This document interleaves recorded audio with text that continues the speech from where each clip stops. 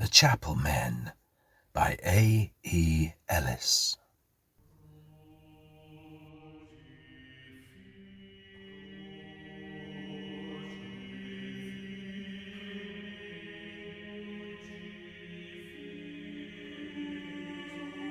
The west coast of Cornwall is celebrated for the rugged grandeur of its scenery, rudely hewn into bold buttresses, reverberating caverns, and boulder-strewn coves by that tireless sculptor, the Atlantic Ocean. At intervals along this granite rampart are breaks in the formidable coastline, where beaches of smooth, firm sand, spangled with delicate shells and backed by marram-bound dunes, form a grateful contrast to the stern cliffs on either side.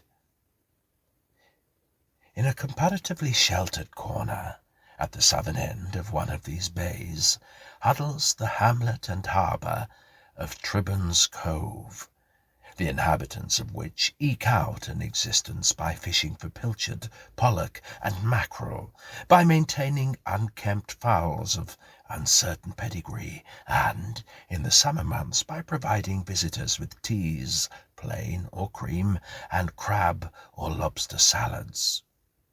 From the cluster of cottages, clinging limpet-like to the steep hillside, 2 or 3 footpaths and a road lead up to the church town, over 300 feet higher than the cove. The church town consists of rows of granite-built houses along each side of the main street, a general store and post office, an inn, a square-towered church which is a landmark for many miles across the moors, and the inevitable nonconformist chapel. In one of the more pretentious of the houses, distinguished by bow windows which command a view along the street in both directions, there lived Miss Harriet Hendra, known as Aunt Harry to her numerous nephews and nieces, who regarded her as rather superior in social status by reason of her father having been a well-to-do mining captain. As the local lady, bountiful and convener of the ladies' sewing meeting, the old lady was held in affectionate regard. Although the churches may dominate the landscape in Cornwall, it is the chapels that dominate the hearts of the people. The social life of the fisherfolk and farmers centres in the chapel, and the various official posts in the chapel society are as eagerly coveted by the ambitious as political advancement or ecclesiastical preferment in more exalted spheres. This, too, leads to jealous rivalry and heart-burning, ill calculated to further the spiritual welfare of the contestants. In petty personal aspirations, the cardinal precepts which it is the object of a religious organization to inculcate tend to be forgotten, so the chapel may deteriorate into a hotbed of rancour and bitterness, ill becoming those who call themselves Christians.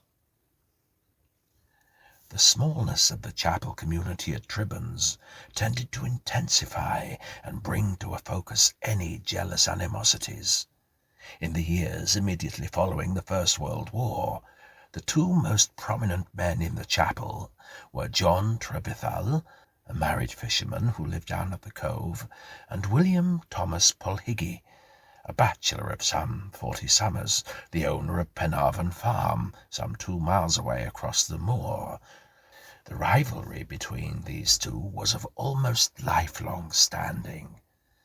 The fatal spark had been kindled when, at the age of 5, Johnny Trevithal was given a bigger book than Willie Polhiggy, aged 6, for a Sunday school prize, and was fanned into a flame destined to consume them both when 7-year-old Willie was selected to recite in preference to Johnny at the Sunday school anniversary celebrations. Throughout youth and early manhood, their mutual antipathy grew as their religious activities increased. Polhiggy became a Sunday school teacher before Trevithal, but the latter was the first to be honoured as a sidesman. Polhiggy was a fully accredited local preacher, while Trevithal was still on trial, but the latter anticipated him in being promoted class leader. So on through the gamut of chapel offices, the glory of each fresh eminence attained by Polhiggy, poor steward, chapel steward, society steward, would be tarnished by the advancement of his rival along the heavenly path, his success as a speaker in the society class, his eloquence at prayer meetings, or his popularity as a preacher. The soul of each man became shriveled to a cinder by the scorching flame of their jealous ambition, and in their hearts there lurked a bitter hatred which would have sorely astounded the weaker brethren accustomed to look up to these twin pillars of the faith. Outwardly, however, all was harmony. Only Mrs. Trevithal suspected the existence of this mordant canker of the soul. The most prominent office normally tenable by a layman is that of circuit steward, a position of dignity and importance second only to that of the minister. In the Tribune's circuit, this office was chanced to fall vacant in the early summer one year, and so a new officer had to be appointed at the June quarterly meeting. The nomination of circuit steward lies with the superintendent minister, whose nominee is usually accepted without question by those entitled to vote at the quarterly meeting. It so happened that the minister in charge of the circuit at this time was on particularly friendly terms with John Trevithal, whom he regarded largely on his exceptional ability as a preacher, as being a most capable and worthy man, eminently fitted for high office. There can be no question that the minister was quite justified in his selection, so far as his knowledge of the man went, though had he been gifted with the power of insight into the mind, his choice must have been different. The nomination was duly put forward and acclaimed, whereupon Trevithal entered upon his duties and dignity as circuit steward. This appointment came as the breaking point for Polhiggy, who had long aspired to the honour of this office.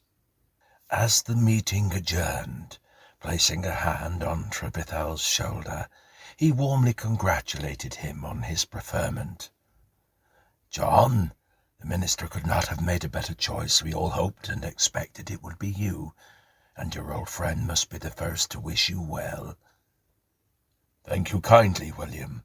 I value nobody's opinion more highly than yours," replied the new circuit steward, "and I know I can safely rely on your wise guidance and support if any problems arise." But there was no warmth in either man's regard as they bade each other good night.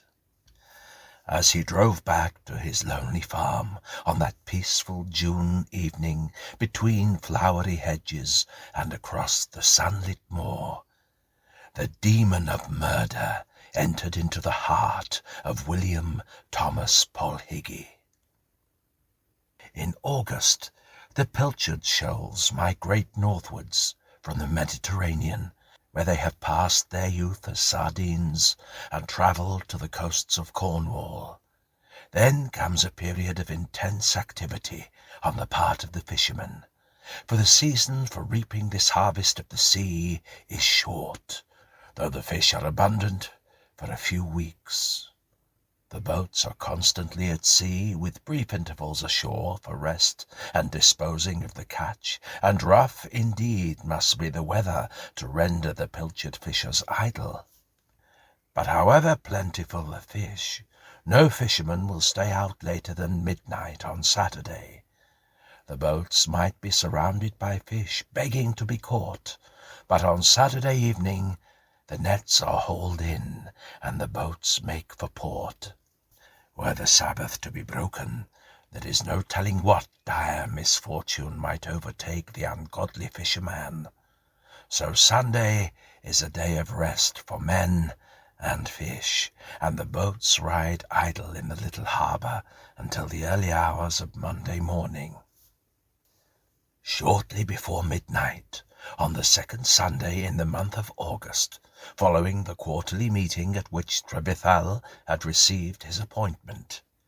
A watcher by the harbour, had there been one, would have observed a stealthy figure making his way cautiously down the steep path to the cove, past sleeping cottages and onto the sands, left bare at ebb tide.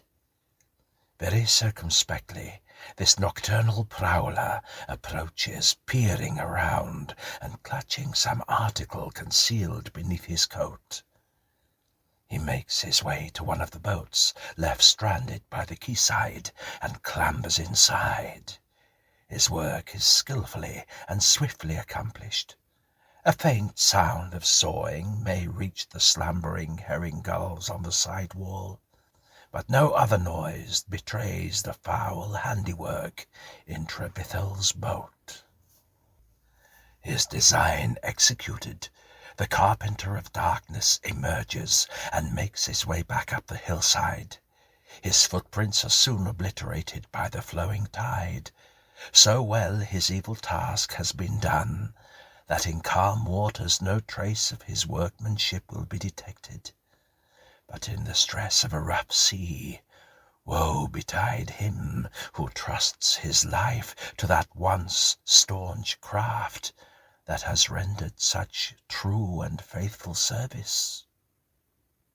The watchdog at Penarvon challenged as someone entered the farmyard at about 1 o'clock that morning, but he crept quietly back into his kennel on recognizing his master's footstep, not for him to wonder what business took his lord abroad at that unholy hour. Throughout the following week, little or no wind disturbed the unruffled ocean, seldom so still, even in the calmest weather. Using their auxiliary engines, the boats ventured much farther out than usual, and Trebithal and his 2 partners made long trips for such small craft and returned heavily laden. On Saturday evening, the weather broke sooner than forecasts had predicted. A strong northwesterly breeze sprang up, rising rapidly to near gale force, and some of the boats had difficulty in making harbour. Considerable anxiety was felt when 2 of the boats, one of which was Trebithal's, failed to return as usual before midnight, and apprehension increased when no sign of them had been reported up to Sunday evening, the storm still raging with unabated violence. That evening Trebithal was supposed to preach in Tribbon's chapel, but as he failed to return, Polhigi took his place. 1 or 2 odd events occurred during the service, which were related to me by Miss Hendra, whose veracity is unimpeachable. A social call on Miss Hendra is a must whenever one is in West Cornwall, and she was entertaining me to tea one summer afternoon, a year after the period of this narrative. From her parlour window there was a view of the wrinkled sea glittering in the sunshine, the lighthouse rocks off the headland, and a smudge on the horizon, which was the Isles of Scilly. The parlour was a Victorian museum piece, unchanged since Miss Hendra's parents' time. On one wall hung a portrait of the late Captain Hendra. In the bay window flourished a luxuriant maidenhair fern, and a stuffed raven of sinister aspect stood on the sideboard. "You know I always go to chapel twice every Sunday," said Miss Hendra, "and sit in the same pew, the 3rd from the back on the south side. Well, it was shortly after 7 o'clock, toward the end of this sermon, that I noticed the preacher hesitate, become confused, and turn pale. His eyes were fixed on Trebithal's pew, which is just behind my own, near the door. As the fisherman's family were down at the cove awaiting his return, the pew was unoccupied. Mr. Polhiggy gazed at the pew for some seconds with a scared expression, then lamely concluded his address and gave out the closing hymn. Eternal Father, strong to save, whose arm doth bind the restless wave, who biddest the mighty ocean deep its own appointed limits keep, O hear us when we cry to thee for those in peril on the sea. As the verses of this great mariner's hymn were sung with more than usual fervour, the man in the pulpit grew more and more agitated, and stared continuously with a distraught expression at the Trevithick's pew. At the same time, there seemed to be a strong smell of sea-water or seaweed, and as I left my pew at the end of the service, I was surprised to see damp patches on the seat and on the floor of the Trevithick's pew, as though someone in soaking wet clothes had just been sitting there. By the close of the hymn, Mr. Polhiggy was so overcome he could only with difficulty pronounce the blessing. He straightway hurried from the chapel, speaking to no one, and set off across the moor to Penarvon. Another odd incident was related by Mr. Penrose, who kept the village-post office, which thus was a natural clearing-house for local gossip. A courting couple, so he told me, returning arm in arm the same evening along a field path which passes Penarvon, met Polhiggy together with another man, who both were certain was Trevithick, walking swiftly from the direction of Trebons. Their greeting was not returned, and they thought Polhiggy looked far from well, while the girl added that there was something wrong about Trevithick too. However, they were forced to the conclusion that they must have made a mistake in identity so far as the latter was concerned, when they heard the tidings brought back from sea the next day. On Monday morning the wind dropped, and soon after dawn the coastguard espied a fishing boat passing the lighthouse rocks, making heavy weather of it. He phoned down to the cove, and the entire village was on the quay to greet the returning fishermen. It was not Trevithick's boat, but the other missing one. Besides her own crew, there disembarked Trevithick's two partners. It was at once apparent that a tragedy had occurred out on those stormy wastes, and there was a poignant scene as Trevithick's family had assembled on the quay. When the men from the boat, who were exhausted with fatigue and exposure, were in a fit state to give an account of themselves, they related how the sea had claimed its victim. When the wind rose on Saturday evening, both boats were fishing close together some 10 miles south of the Runnel Stone. On the first signs of a change in the weather, they hauled in their nets and made for home. The sea quickly became rough and choppy. When the petrol for the auxiliary engines began to run short, their plight became serious. Throughout that night and the next day they struggled grimly on, and by 7 o'clock on a Sunday evening they were rounding Landmark Head. All of a sudden there were shouts and cries for help from Trevithick's boat, which seemed to be in difficulties. In a remarkably short time it sank, and 2 of its occupants were struggling in the sea.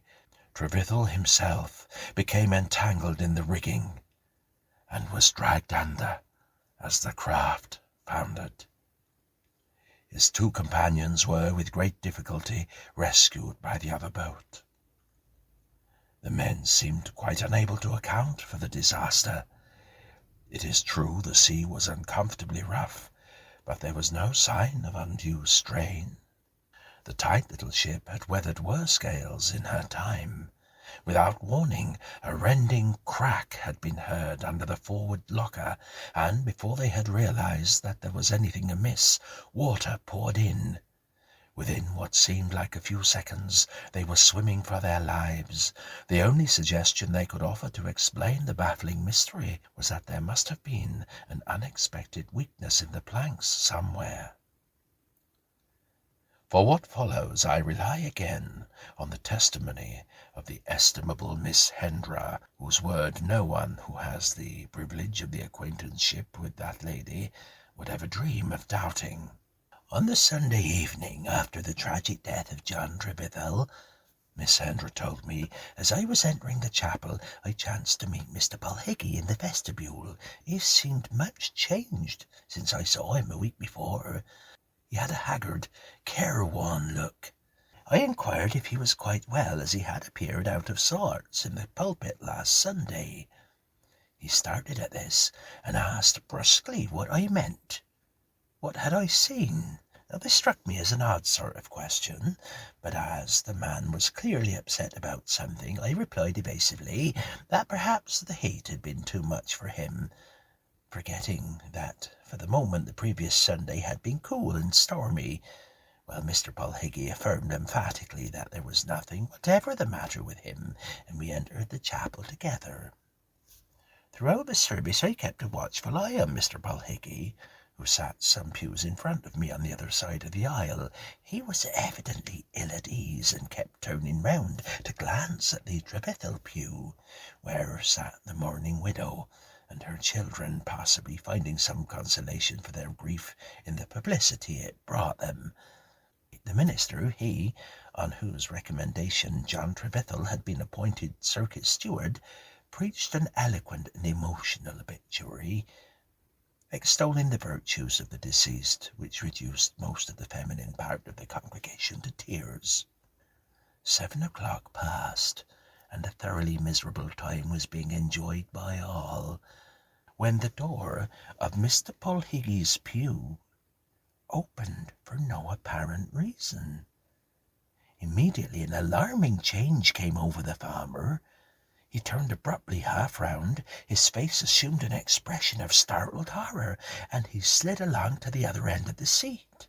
Now, for the remainder of that sermon, he sat crouched in the far corner. When the closing hymn was announced, "Rejoice, for brother deceased, our loss is his infinite gain," he rose hurriedly, left his pew as though he were pushing past somebody sitting there, and almost ran out of the chapel, and that was the last occasion but one that William Thomas Polhiggy was seen in Tribbin's chapel.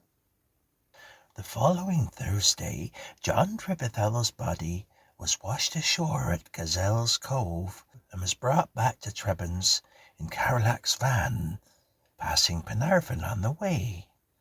The carrier told me how he drew rein on seeing Mr. Polhiggy, whom he knew well, leaning on the farmyard gate, and prepared to enter in anticipation of refreshment. But such an alarming change came over the farmer, when he learnt of the grim burden in the vehicle, that he was glad to betake himself and his solitary passenger off at top speed.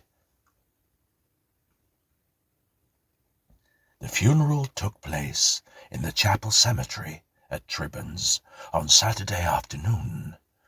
As it was not customary in those days for women to attend funerals, my source for what took place is the chapel keeper, Ned Chirgwin. The entire chapel community, including Polhiggy, who seemed to have grown into an old man in the past fortnight, was gathered in the graveyard. The farmer's face was drawn and careworn, and there was a furtive, hunted expression in his normally bold and fearless eyes. The committal service proceeded with all its sad solemnity, and the coffin was lowered gently into the grave. As Tom Scujak, the sexton, threw the ritual handful of soil on top of the lid, Polhiggy uttered a strangled cry and pointed wildly across the open grave. "Look! Look, he's calling me! He's beckoning me in with him! Oh, my God!" And pushing his way frantically through the throng of mourners, he fled as one demented from the cemetery and tore headlong down the road. That evening, shortly after 7 o'clock, as old Tom was giving the finishing pats to the mound over Trevithel's grave, he saw two men approaching at a brisk walk. They entered through the gate which gave access to both the graveyard and the chapel. The sexton dropped his spade and fled from that consecrated ground as though from the gates of hell, for one of those men was Paul Higgy, while the other was John Trebithel. When Ned Chirgwin entered the chapel early on Sunday to get ready for the morning service, he was astounded to find Paul Higgy kneeling with bowed head at the communion rail. He received no reply when he addressed the crouching figure, which was scarcely remarkable, for the farmer was cold and rigid in death. When Ned had summoned assistance from the neighbors, the body was removed. It was then seen that a saw was grasped tightly in the right hand, and where the dead man had knelt, there lay a square of board, such as might have been cut out of the bottom of a boat. I thanked Miss Hendra for her hospitality, and bade farewell on that summer evening. She remarked, "Perhaps the oddest thing of all is that Mr. Paul Higgy, in a will dated a week before he died, left all he possessed to John Trebithel's widow."